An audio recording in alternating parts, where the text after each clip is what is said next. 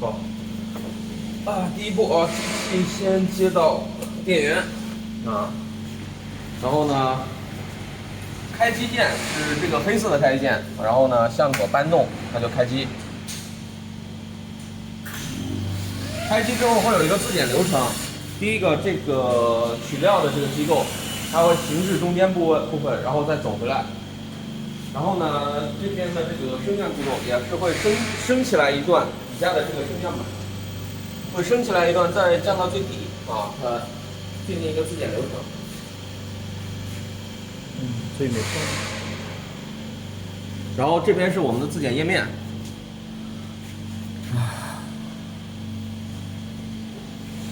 自检页面一般需要等个30秒左右，这边就显示所有自检成功。第一个，这个是我们的那个开机首页页面，然后总共有5个按钮，一个是开始、暂停、停止、复那个单步，然后和复位啊。大部分时间用到的是这个开始和复位，还有停止这几个暂停、停止这几个键。这5个键基本上涵盖了我们大部分时间所有操作，其余操作可能会在这个方案界面来进行更改。那么我们现在以录入一个新盒子来作为例子，来给大家展示一下到底怎么去折这个。第一个，我们拿到一个盒子之后呢，初始状态下就是没折的盒子嘛，然后呢，我们一般量的话是量它折成形态的长宽高，也就是这样啊，折成形态，长宽高。折成形态的长宽高。要加盖子。不用加盖子，这些盖子它是缩进去的。OK。然后你看，这个我们一般从盒子打开的方向开始然后这个就是我们开始量的这个方向。那么长就是左到右，从底下量从左到右，这是长。这个长是316我们现在是按毫米单位来计算，然后点击这个方案界面然后呢给它起名，随便起一个然后呢这个是它的长度316。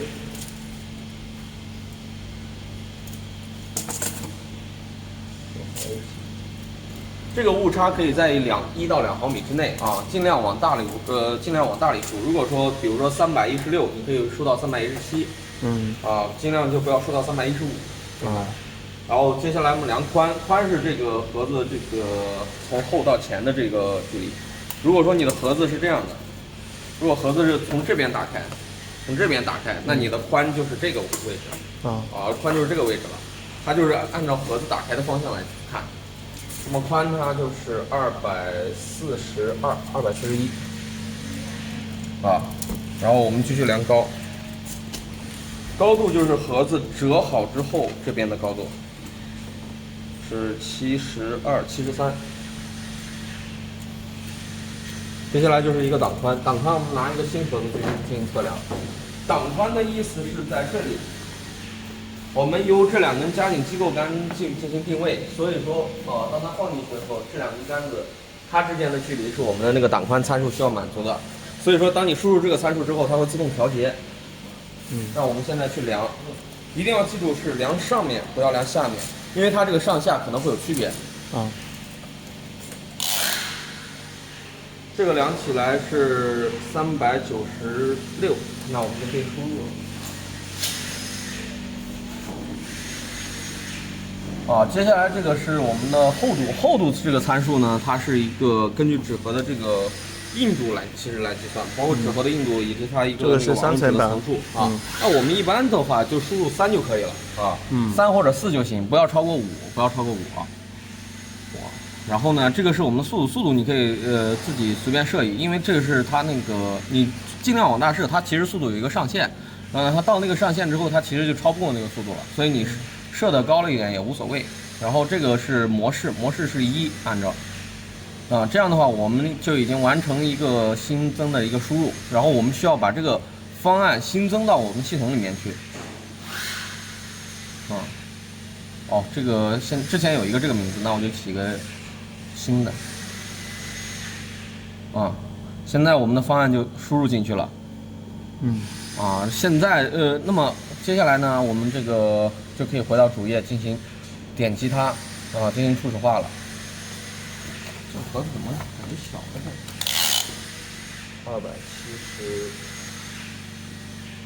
？272，272。那我就先进行这个初始化，273对是的。然后现在初始化了之后，我们的机器它会自动调节。我接下来我会切换一个方案来展示这个自动调节的过程。你看，第一个是那边的加紧杆会在移动。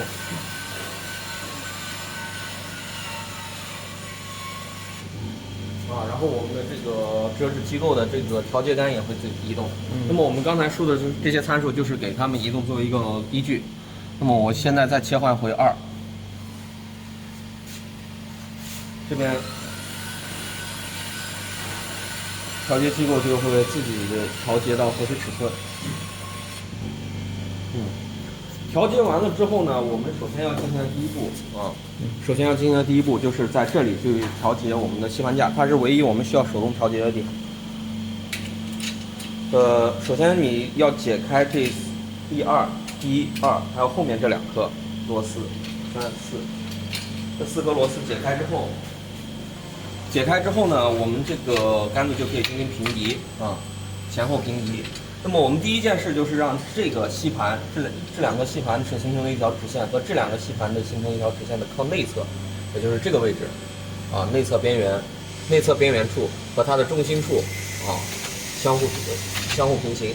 好，现在调节完成之后，拧上这个螺丝和后面这一颗这一边的这个横向就算调节完成了。接下来我们调纵向也是扭开这颗螺丝，然后这个是上下直接对准中心给它拧紧。可以把它降下去调吗？降下去更对准啊，这个大概对就行了。大概对就行了，不需要那么精准。因为就是你可以往里一点，但不要往外就行所以说一般我会说，就上吸盘对着下吸盘的靠中心处位置靠这个核心中心处的位置，这个位置。然后调的时候，一般你要伸进头去调。你看，我现在在这个位置，在这个角度看的话，它其实是已经形成一条平行线了。但是如果我进来看的时候它就不是了。所以你尽量就从上往下对准着看，然后对准之后拧紧。好，现在接下来调这边。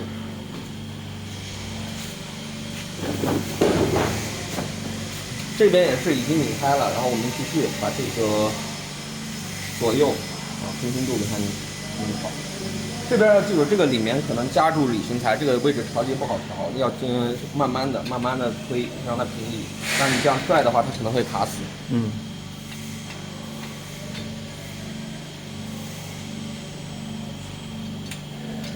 好，调节完之后，这边松紧。这个螺丝一定要手拧紧，不然你长时间工作之后它自己松掉，松掉之后它的那个遮止效果就会变差。然后接下来还是这样。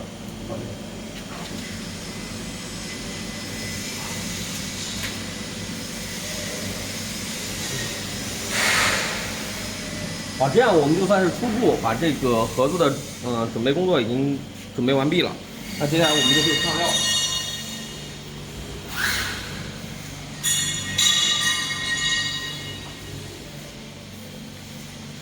上料的时候呢，这个是刚刚好加紧的，就加紧的这个这个东西后面要不要靠这个靠档要不要放？对，要放。上完料之后，我们再放。一般我们的料和这里有一个对射传感器，可以最高上到它这个位置平行。如果说上料上到跟它与平行的高度就可以这2颗，这个对射传感器和这个对射传感器。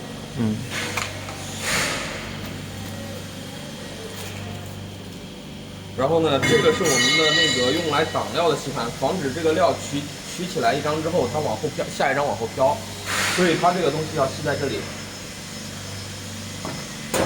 这上面有自己的那个开关显示 off 和 on， 你拨到 off 之后，给它先压下去，然后把这个固定，它就已经固定住了。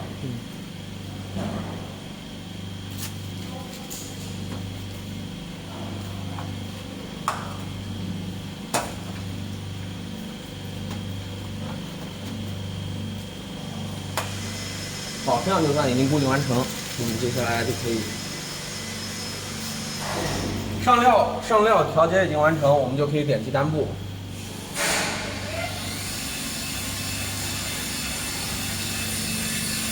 那边是升降。我们的那个料会根据这个传感器的感应位置，然后呢自动感应它的料的高度，所以说它会自己慢慢上升啊。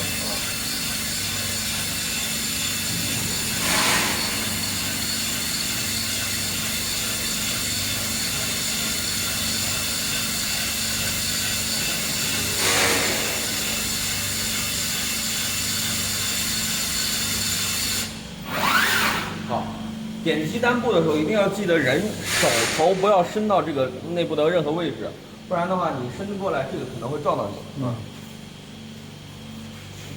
然后呢，我们现在单步之后，第一步是这个取料轴从后往前移动，然后呢下一步是取料轴向下向下进行一个预调的位置。此时这个位置是我们进行最后的一个微调，就比如说这个吸盘。看，如果说吸到这个缝的这个位置，它可能会漏气，那你就稍微再微调一点，往里调一点。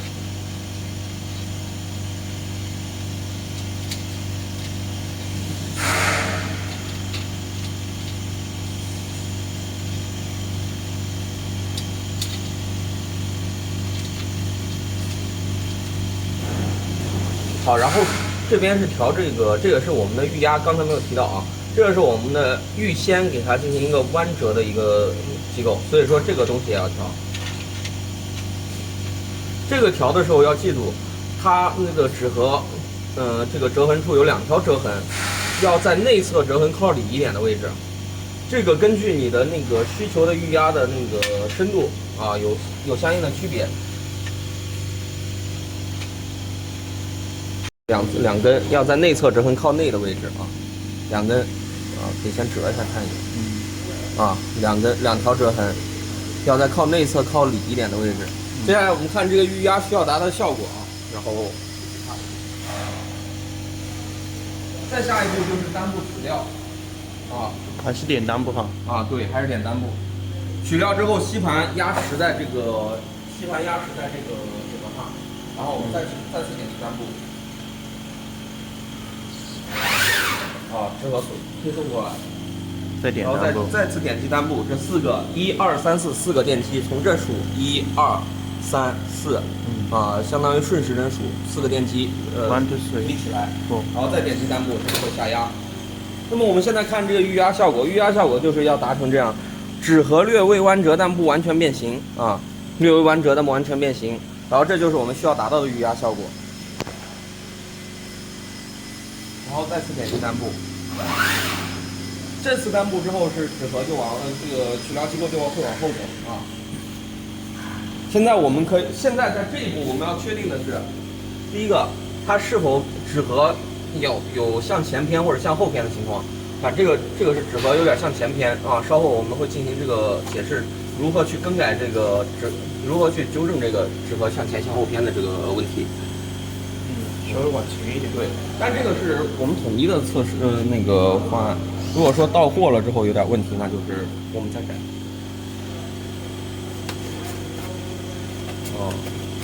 这个有点软了。需要换个硬点的。不是这个我。然后我们第一次单步测试是为了之后连续如果能成功，那我们先进行第一次单步测试。刚才发现了在那边出现了问题，那我这个就需要进行一些参数的改动。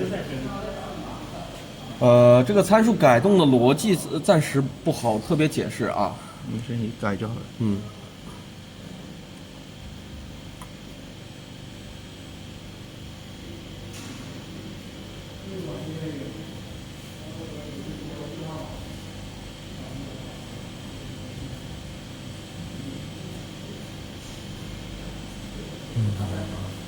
需要那个初始化吗？需要。当我们你看这边参数保存之后，退出到主页，然后呢，我需要重新去停止，先点击停止，再点击复位，然后我们再重新进行初始化。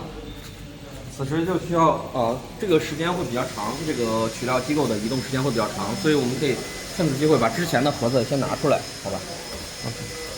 一般点击停止之后，我们的所有的舵机都开始工作，可以先点击停止之后，我们再去取盒子，然后再重新点击它，再初始化。重新初始化之后，我们的那个刚才的所有改动都已经生效了，那么我们就可以继续单步。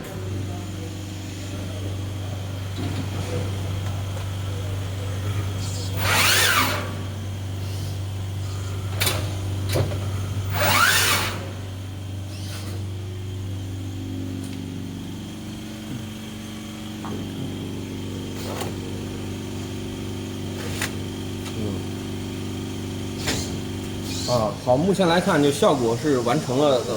完成之后，那我们这个基本上这一次单步就算是成功完成。单步是为了确认它是否能够连续折。那么如果说单步成功之后，我们就可以开始连续。但是连续的时候呢，舵机有一些它可能动作稍微执行不到位的情况，所以说此时的话，我们就需要去再根据连续的情况再改。那么我们一般单步和那个进行动作的时候，我们的复位键是灰的我们需要先点击停止，停止之后，所有的舵机都会失能，一般然后呢，那个我们的停止之后，所有舵机失能，我们再点击复位。当然，这个如果是出现了那种卡顿的时候，一点击停止，它就会所有那个舵机都失能。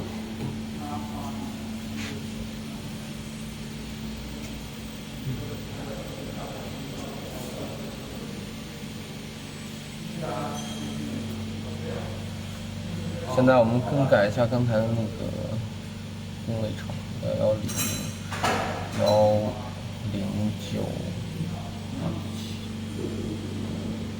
1098吧109798。生活位稍微修整一点。对，稍微修整一下。现在就可以直接点击开始。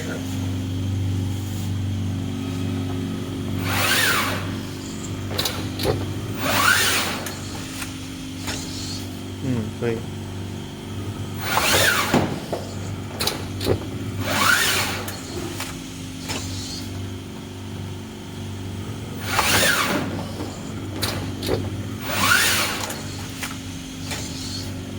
先暂停吧。可以直接看那个。当我们这个此时没料之后，我们的升降平台就会自动下降。自动下降的时候，如果它那个你嫌它报警声音比较大，你可以先点重置吗？复位。对。点击复位之后，继续把盒子拿出来。那么我们这个等它下降完之后，报警声音就结束。它会降到底的时候，报警声音结束报警灯会亮好，现在降到底，我们的这个报警声也就结束了。OK 接下来我们就可以进行另外一款盒子的切换。如果说当然你如果要切换一款盒子的话比如说我们之前还是这一款，之前还残留着这一款的时候，如果我们想要去切换盒型，比如说我想要在这边去切换一个，我看这个档宽是396，我们需要去切换的时候。我们的调节机构会正常运动，但是由于那个纸盒会检测，我们的后面折纸板会检测有纸盒，所以你不可以在后面折纸板有纸盒的时候进行调节。这个要取出来。对，最后一个你剩下的纸盒要给它取出来，此时它也会报警。是这一个电源的吗？是中间这个孔。对，这个孔，上下对射的那个传感器，上面还有个对射。看到了。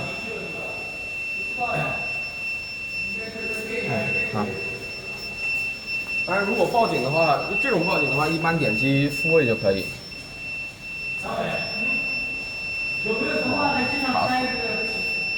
所以说，一般就不要那个在有料的有料的时候去进行盒子切换了。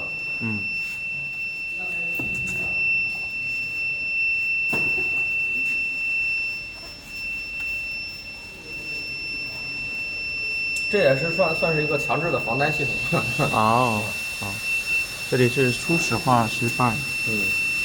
Initialization failed。OK。哦，现在报警还没有清楚。好，报警清楚。Resetting second time。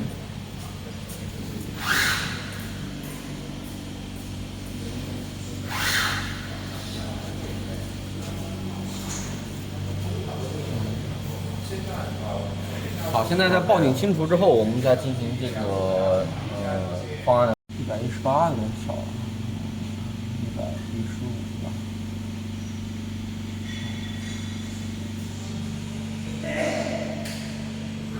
好，接下来我们可以开始下一个例子，就是现在，然后呢，接着点击初始化。其实也是我们的这个家属的2个机构会自动向外打开，然后我们的车机构也会自动调节。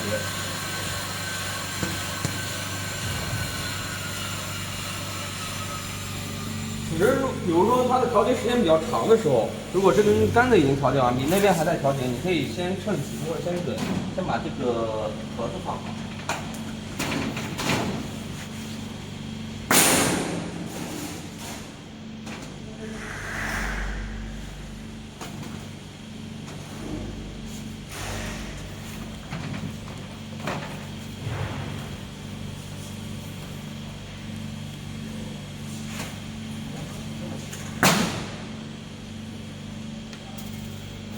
还是需要先关掉那个真空才行。这个真空已经关掉了。哦，那还是吸盘。有的新吸盘刚开拆都是这样。有油啊。开都这样。有点油。位置的话，摆放的位置是刚好在这个位置上。就是让它放后面可以吗？前后不要动，可以，只要是后面那个东西撞不到它就行。啊，不会把纸推走。取料的东西，因为取料的东西它会往后走，撞不到它就可以。OK。取料的。然后我们放料好之后，就可以开始调节前面的这个吸盘架手调的部位。第一个还是把这些部位都拧开。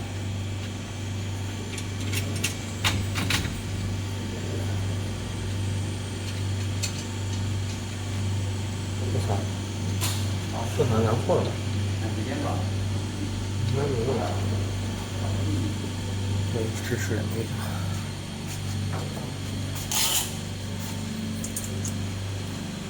346，347，对的。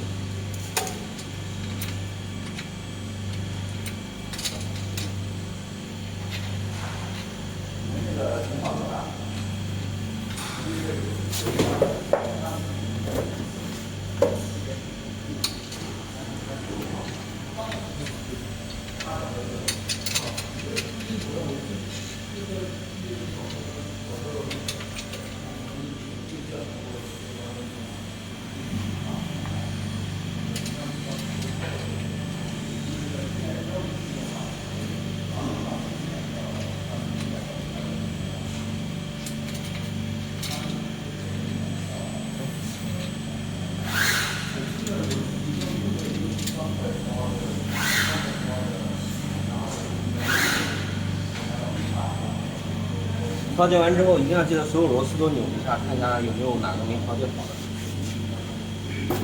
我接下来就踢单步了。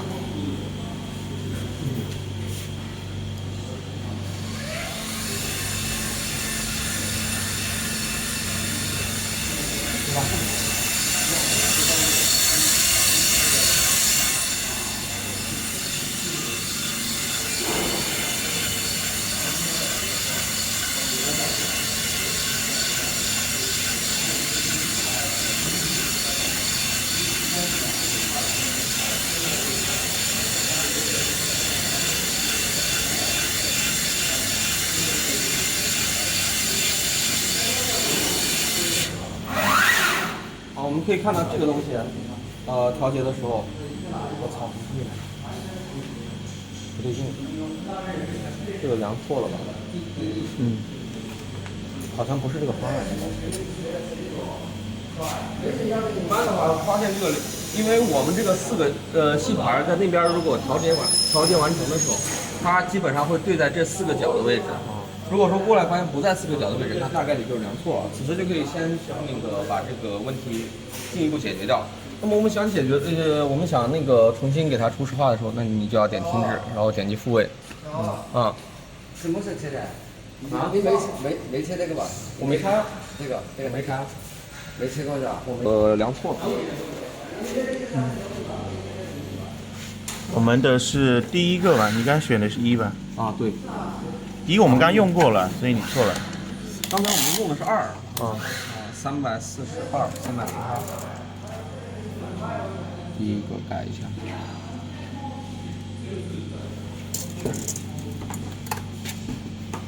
341，342。长度。长度没错，我宽度是296，没错的。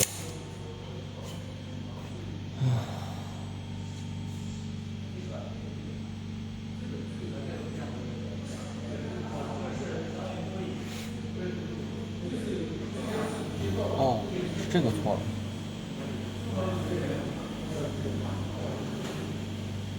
1098，对，这个改成1198。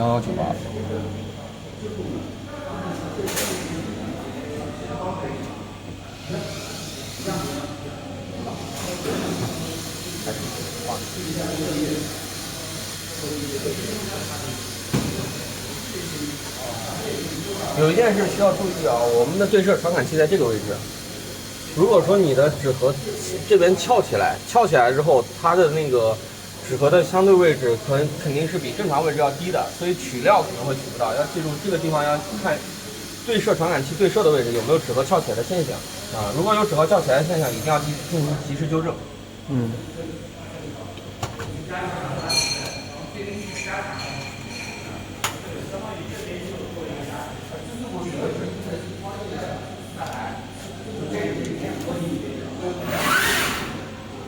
来看一下位置。压到感觉会压到那个杆子，你要调一下。然后我们此时这一步先不进行调节，需要再点击一下单部。再点击一下单部，它会下降到一个预调位置。这样看就不会，这样看就不会。跟杆子对。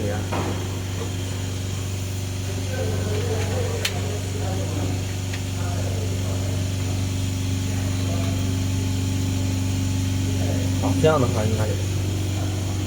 那接下来就可以到这边。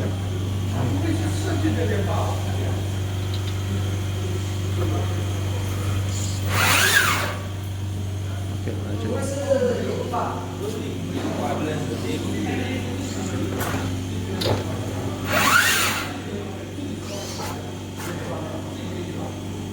过了一点位置。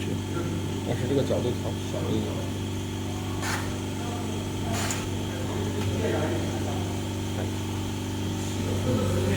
一般我们单部都是发现问题的过程，这个东西没折进来，那说明这个东西折的有点提前了。感觉位置差一点。对，稍微差一点。好，我们点击单部。等它。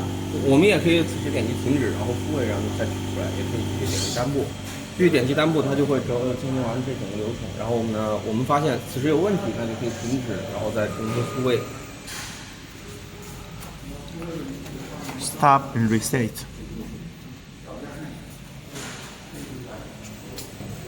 这个东西是这个地方没有压到，这个有点软了。你换一家买，不用这张一起。是的。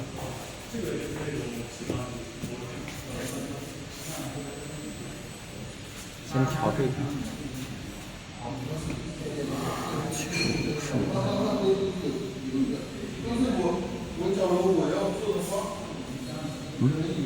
4个翻耳的位置都是弄成一个角度是吧？基本上都是弄成一个角度，但是它可能会有些微的不同，有的时候它并不是很对称。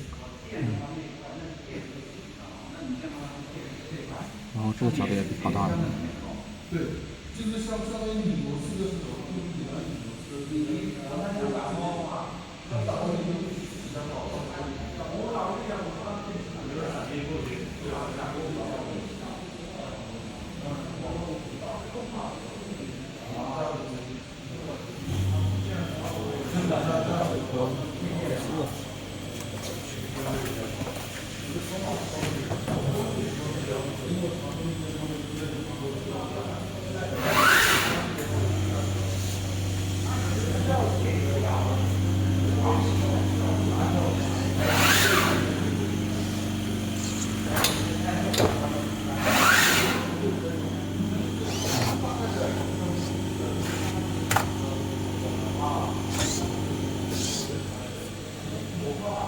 此时我们呢拿出来盒子确认一下，这里是不是我没折进去的？啊，你看都折进去 ，OK。好，那现在就可以确认这个盒子可以折了，然后我们就可以进行点击，可以直接点击开始，也可以停止复位后点击开始。我们现在先演示比较正统的话，先停止，然后点击复位。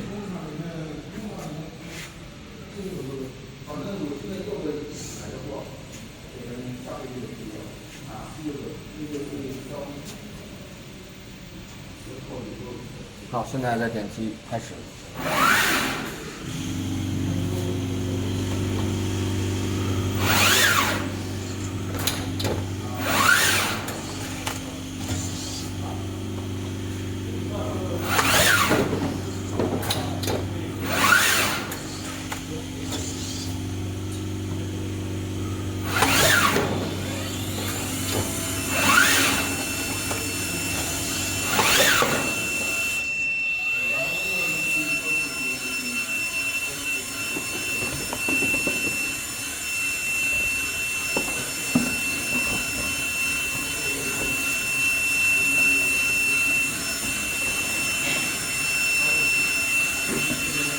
这样我们一整个换壳流程基本上就到此结束了。好，那我们下次重新选方案的话，重新选过一个方案，主要就是要换那个，就这里需要吸盘架要移动。对，吸盘架移动，然后这个预压要移动。我们一般预压就压到吸盘的这有2个吸盘，4个吸盘两边预压。当然这个吸盘可能也有可能会调，而且还要根据你盒子大小，因为有的。这个盒子其实不是很大，我们碰到那种非常大的盒子，它可能需要额外增加吸盘。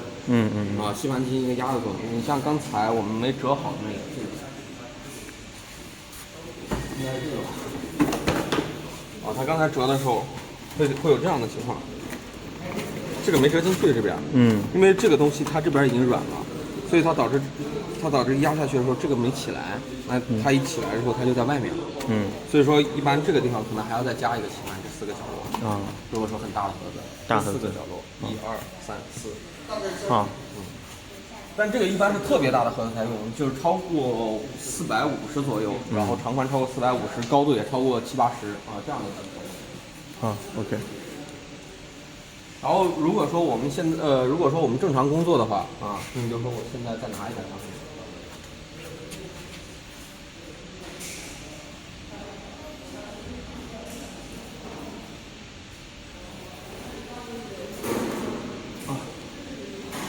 同样都是刚才的第一款盒子，然后呢，我现在直接放进去，我直接点击开始它就可以继续工作了。我不需要再点击再点击重新初始化，我不需要，我直接点击开始就可以。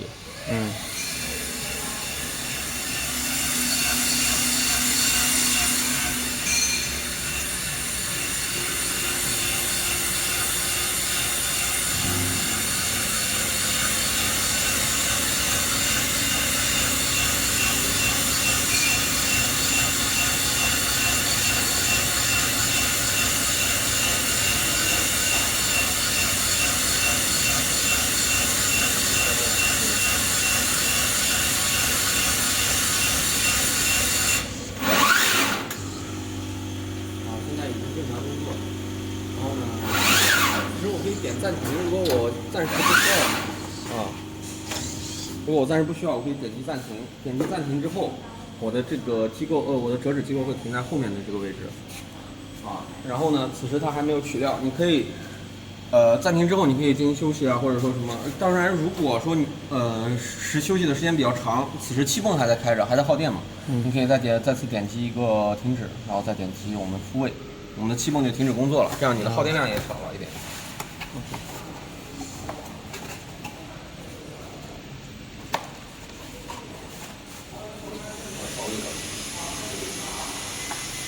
好，现在我们的基本上就回到一个那个复位之后的流程。然后你想继续的话，就直接点击开始就可以。OK。直接点击开始。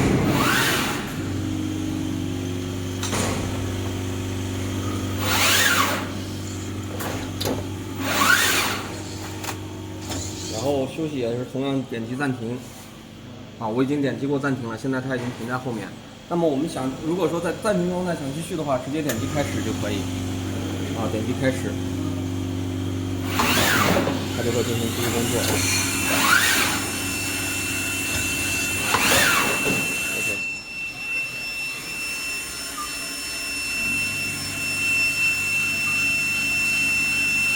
导轨啊和那个适当的地方。第一个像这样的就是导轨，这导轨。平时的话，尽量不要用手去直接手触碰这个导轨这上面，这容易导致生锈。然后呢，我们这个如果说要进行保养，可以，如果说要进行保养，要拿纸把它擦干净，拿抹布，酒精拿抹布给它擦干净之后，酒精再擦一遍，然后我们再进行上油。别拿给我。第一步先擦干净上面的这个残留的油渍然后略微的从这个它的开始处抹一点上去，不需要抹太多，抹太多它之后它的阻力可能会大，因为我们现在用的是那个润滑脂稍微的抹一点上去就可以。稍等一下，我拍一下。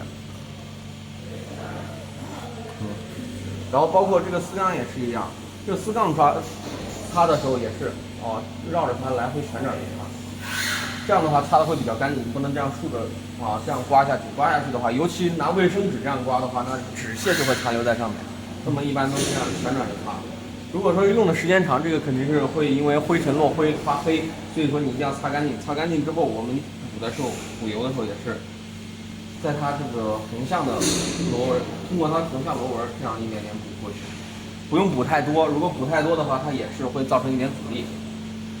那么我们全机总共有这样几个地方都需要像这样保养，1、2、3、4根丝杠，然后这是后面这边，然后这还有2个导轨，这边是上面的取料的2根导轨，一根上面的导轨，一根下面的导轨，然后到前面来。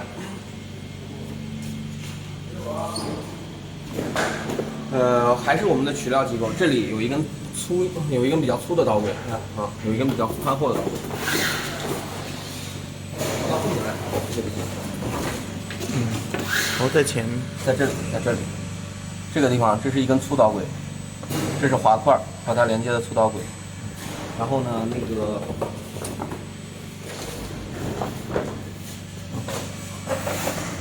这里这一根粗导轨，这一根，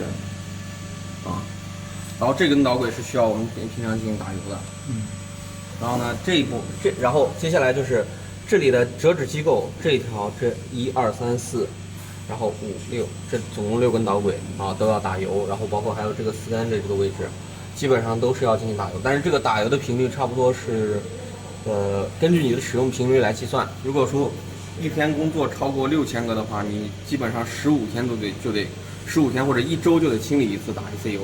如果说一天工作少于6000多于3000个，那差不多就是1个月、半个月左右，半个月到1个月左右去打一次。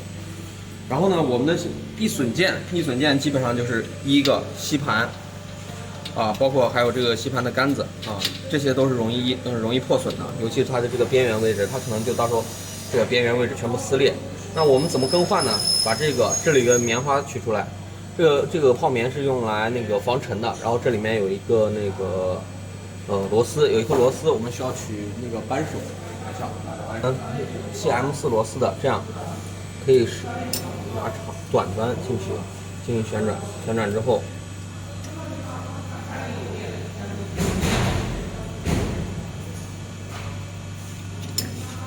就可以把这个拧出来了。拧出来之后，把螺丝退出来。退出来之后，我们换一个新的吸盘上去就行了。相当于如果这是新的吸盘，我给它再套进去，然后呢，拿这个螺丝对准。M4啊？对，这是 M4的扳手。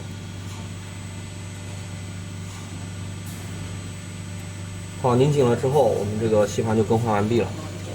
然后另外一个安全棉放进去。另外一个就是我们的这个电机的更换，电机的更换稍微有点麻烦啊。第一个，它的这个轴处啊，轴处有4根，法兰处1、2、3、4，一侧有4颗螺丝，这边有4颗螺丝，总共8颗螺丝。然后这底侧有1、2、3、4个螺丝，你需要把它从底座上卸下来，它是有一个安装底座。这边8颗螺丝卸下来之后，再卸这边4颗螺丝，当然也可以调换顺序，然后怎么拆怎么方便怎么来。然后这边还有4颗黑的小的，你看，1、2、3、4，把这4颗黑的，另外一边同样也是4颗黑的，把它拧下来之后，把电器更换之后，再按照同样的方向，请记住同样的方向它的接线位置，装之前请记住接线位置，然后按照同样的方向给它安装进去之后再进行更换就可以了。然后大臂电机同样也是，这里是有一个底座电机，这里1、2、3、4，这是它的底座。然后呢，这边是它的8颗那个法兰螺丝，给它卸掉。然后它的轴中心还有一颗螺丝主法兰这边还有一颗，这里啊，这里主法兰这里还有一颗螺丝，把这些螺丝卸掉。哦，5颗。这边的所有螺丝都要卸掉，卸掉之后再给它重新安装。然后呢，这个电机的安装也是。这个电机的安装也是，先要把1、2、3、4，也是同样8颗螺丝卸掉，这边还有轴心1颗螺丝，卸掉之后，它这个4个角这个位置我可以拿这个扳手举例，这个位置1，然后2，同样对角也是这个位置，4颗螺丝卸掉之后，它还有像这个小黑螺丝一样，它是这个4个角也有同样的螺丝，把它卸掉，卸掉之后再进行更换，更换之后我们再重新装上就可以。这个卸的螺丝可能会比较多一点剩余的还有一个这个地方，这个是我们的那个电磁阀的一个那个过滤网。如果说到时候有那个一般会有水。水可能是看湿度，我们这个地方湿度这么大它都没水，其实它可能就没有水了。往这个东西，你开始转。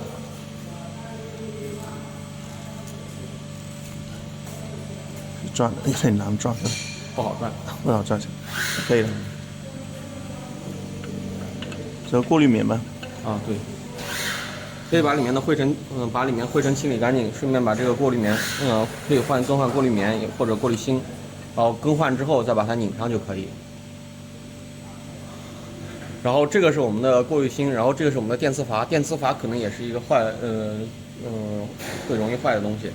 当然这个电磁阀换起来也比较方便，就是第一个，这边是它的那个出气口，这边是它的进气口，你把这个进气口按照这个一压一拔，管子就拔出来了，然后你接着使劲一插，它其实就进去了，都是属于这样一压一拔就可以进出的，一压，然后安装的时候也是，这样一插就进去了。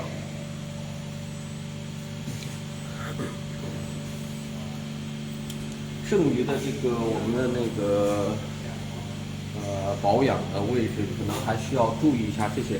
第一个是皮带，因为皮带时间用长可能会松这个皮带时间用长可能会松，但它松的这个频率可能能达到半年或者1年以上。所以说我们一般的话，也就是每年的时候去检查，两只手压这个皮带只要它能有弹性，并且它不贴紧稍用点力，它会不能贴紧，然后中间相隔差不多有个15到20毫米左右，它就是有弹性的。如果说两个皮带你像轻轻一捏，使劲一捏就捏，轻轻使一捏就捏紧了，那不行。你可以先感受一下这个现在这个皮带松紧度。然后呢，调节也是通过这颗螺丝调节，这个螺丝这里有个螺母，把螺母松掉之后，这个螺丝往里拧，它这个东西就可以往后退了对。但一般调节的这个时间比较少。剩余的就是我们这个吸盘座这个吸盘座你平常用的时候肯定是时间长会落灰，落灰的话，你这个地方可能要常备一块抹布，把这个板板上落灰，你可以看，在上面抹一下，它上面就会有一层灰。那时间长了，它的吸力可能就不太好。那你这个地方可能要常备一个抹布，把这个底下稍微擦一下啊，湿抹布。然后那你堆废料的地方要不要特意打扫？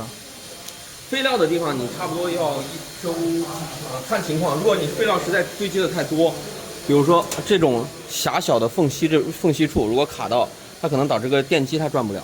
那所以说这个废料的话，你要看视情况，可能如果工作的多的话，你要1天就要打扫一次啊。如果你本身是一个废料多的盒子，有的盒子可能它自己会清废的话就不用管这些。然后这个是我们的废料槽啊，我们的废料可以从这儿出来，到时候可以在这儿接一个垃圾桶啊。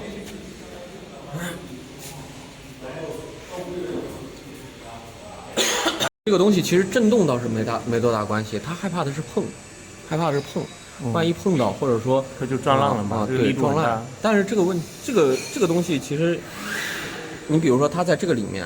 就是这个坦克链它是一直在折叠运行的，所以说呢，万一有可能这个里面坦克链里面的导致这个会坏，这个会坏，这3个，尤其是上面2个都无所谓，上面2个无所谓，上面2个最重要，下面这个无所谓，下面这个坏了都没关系，上面这2个不能坏，上下的时候，这个是上下的，在经过坦克链是上下的，然后不经过坦克链直接从这边接线的。你看，是这些，你看这个线是从这边直接走过来的，然后这种的线就还好更换一点，但是这个线就非常难更换，它要把坦克链拆开，所以说这个如果说 Z 轴的传感器，如果你发现任意一个坏了的话，可以把这个传感器的头把这个传感器从这边卸下来，换到那个传感器上面去。是备用吗？也不算备用，只是说急用的话可以进行这么用。因为这个传感器基本上不是那么重要，然后我们的这个电箱这边有个钥匙，专门打开这个电箱的有。这里的电箱能开吗？这里的电箱要用螺丝开了。好，用那个 M3的螺丝。这个地方。好。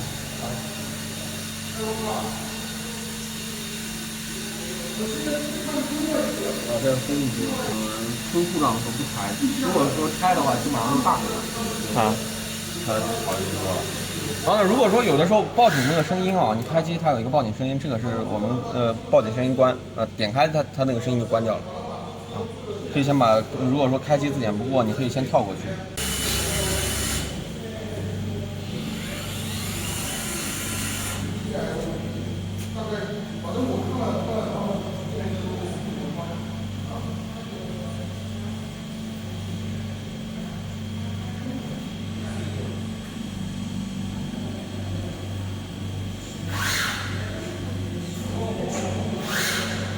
这里一直点击它就能跳过你的那个字典界面，它就能进来了。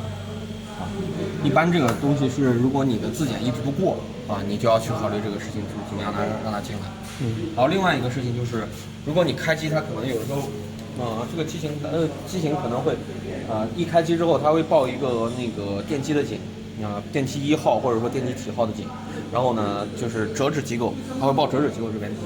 如果说那会儿的话，你需要把这些爪子贴到这个大臂上，大臂给它放平，然后这些所有电机给它放平，然后隔2分钟，然后再去开机。当然现在我不知道这个问题有没有解决，但是如果你碰到那种暂时无法开机的场景会有那种报警的场景，跟折纸机构有关的，就把它放平了就好。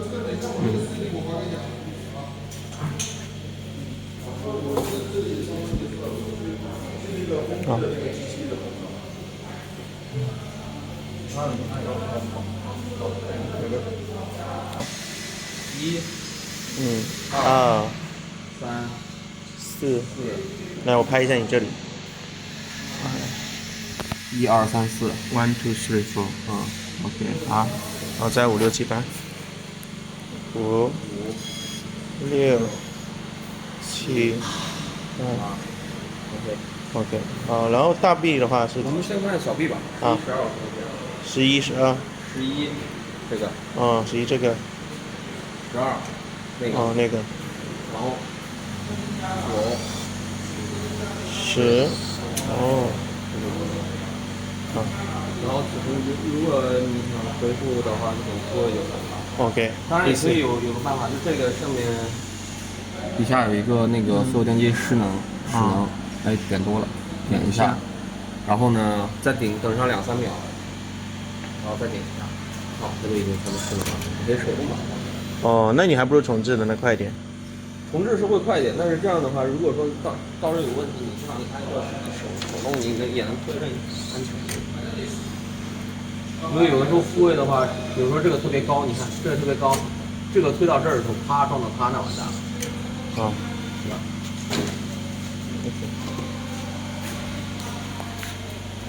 然后再去点击复位。有的时候这个 X 轴它可能你需要再去给它在那个 X 轴里面再使能一次，然后它才能复位。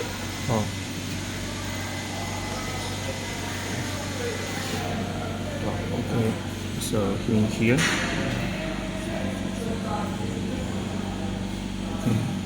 Okay. 这个可以读一下，对吗？没有反对，没动作。这个是那个加紧的。哦，那里哈。加紧的，这个是最小和最大嘛。哦。然后这个是设置偏移，就比如说我的这个放在这个加紧机构上面，我送到那边料之后，你这个刚才不是设置了吗？我假设啊，你看，送到这边料，它这个料偏这边了，偏这边那就是偏负向了，那你就要给它给一个正的修正值，就这个地方。你比如说点个，我给你搞大一点，你看得很明显。那就是电机基座那里有整体移动。对，底下它会有一个整体移动。然后你比如说我这里点了一个30的，然后呢我点击复位，你看你对着那边转，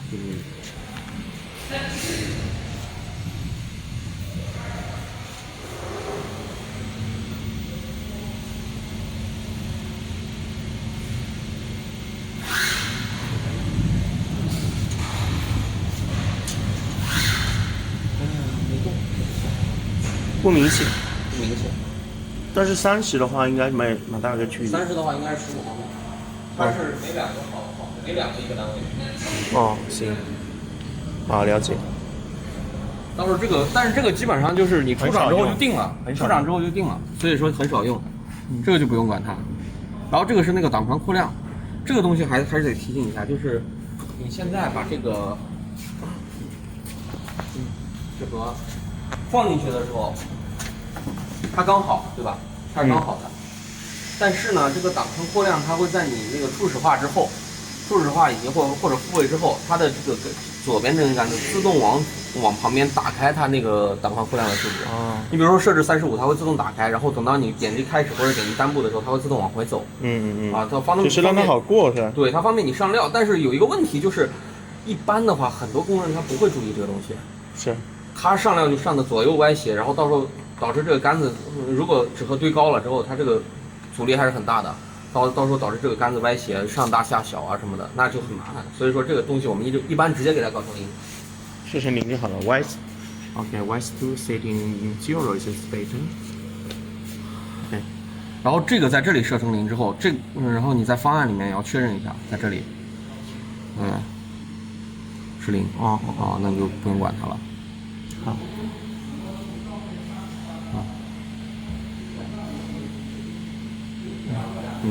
还有一个这个地方就是，因为发给你们是单电机版本，如果他们那边盒子很硬，这个是个时间，这个速度是个时间单位，就相当于它时间越长，它那个速度就越慢，越慢的话它力矩就越大。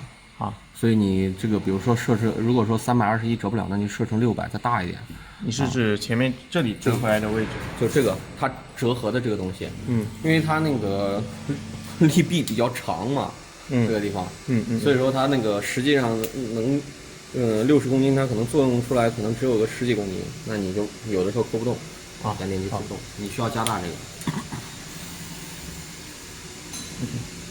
然后这个东西是一个相对速度，这个是那个大电机速度，就相当于这个爪子和大臂，是速度是4，然后小电机速度是14，那就相当于它们两个之间有一个配合速度。